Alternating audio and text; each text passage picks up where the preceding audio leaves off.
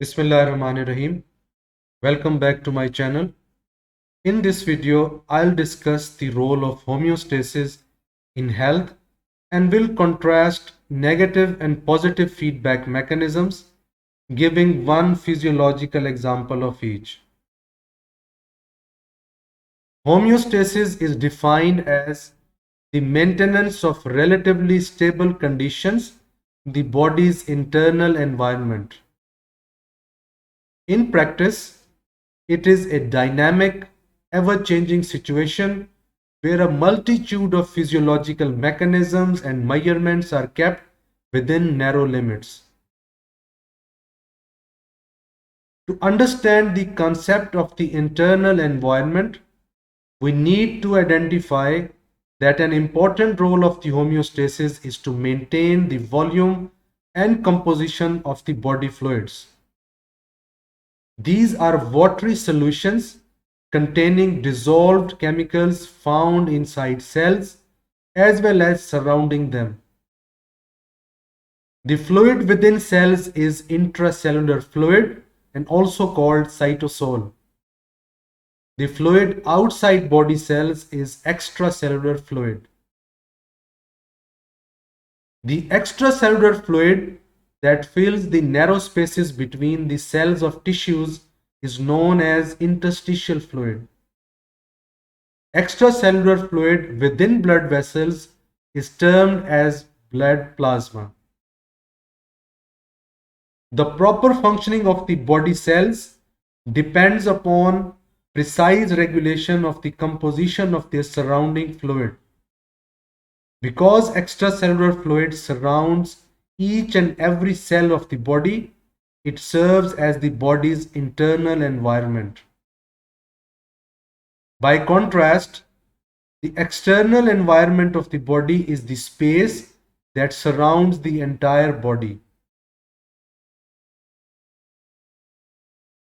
This slide lists some of the important physiological variables maintained within narrow limits by the homeostatic control mechanisms. These include core temperature, water and electrolyte concentrations, pH of body fluids, blood glucose level, blood pressure, and oxygen and carbon dioxide levels in blood and tissues.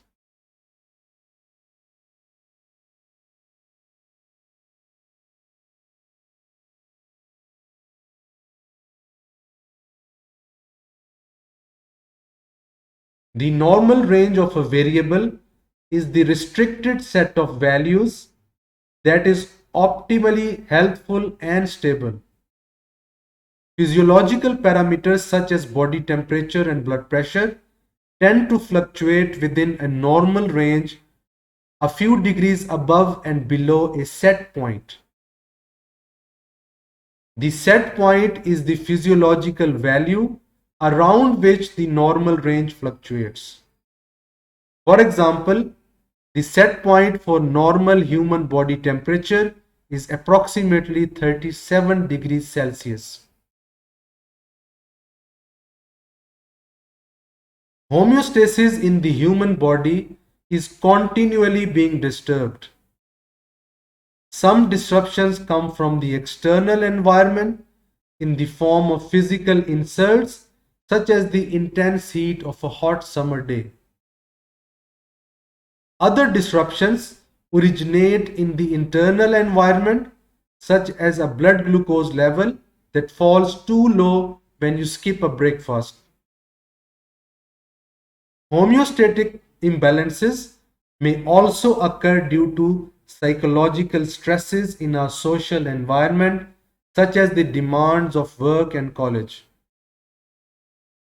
Fortunately, the body has many regulating systems that can usually bring the internal environment back into balance. Most often, the nervous system and the endocrine system, working together or independently, provide the needed corrective measures. Homeostasis is maintained by control systems that detect and respond to changes in the internal environment. A control environment has three basic components: the sensor, the control center, and the effector. A sensor or receptor is a component that monitors a physiological variable. This value is reported to the control center. The control center is the component that compares the value to the normal range. If the value deviates too much from the set point, then the control center activates an effector. An effector is the component in a feedback system that causes a change in the variable. This is a dynamic process that allows constant adjustments of many physiological variables. In our body, homeostasis is being controlled by mainly two mechanisms, namely negative feedback and positive feedback.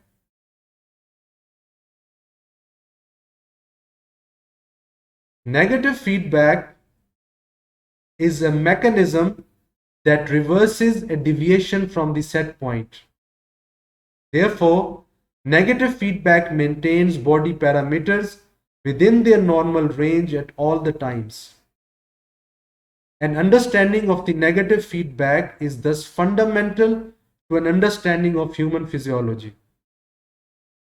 For example, in the control of temperature regulation feedback system works by promoting heat loss.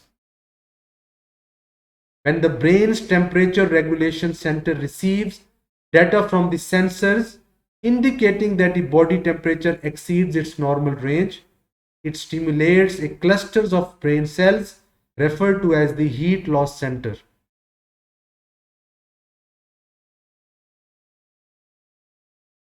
This stimulation has three major effects. Blood vessels in the skin begin to dilate, allowing more blood from the body core to flow to the surfaces of the skin, allowing the heat to radiate into the environment. As the blood flows to the skin increases, sweat glands are activated to increase their output. As the sweat evaporates from the skin surfaces into the surrounding air, it takes heat with it.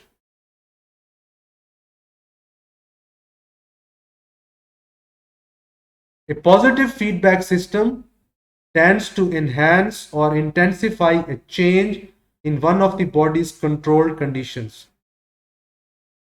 A deviation from the normal range results in more change and the system moves further away from the normal range. As long as the stimulus is continued, the response is progressively amplified. Positive feedback in the body is normal only when there is a definite endpoint.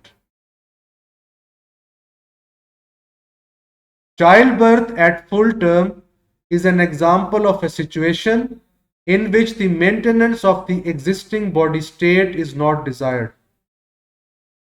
The extreme muscular work of labor and delivery are the result of a positive feedback system. The first contractions of labor acts as a stimulus and pushes the baby towards the cervix.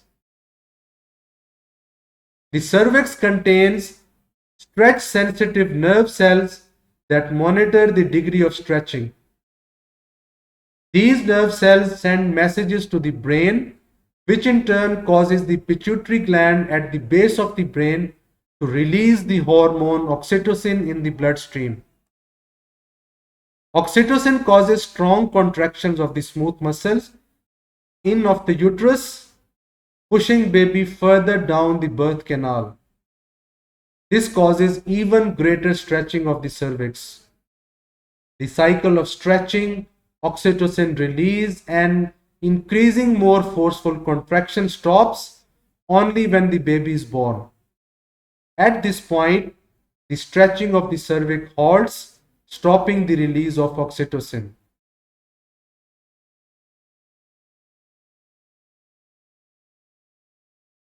Thanks for watching and listening.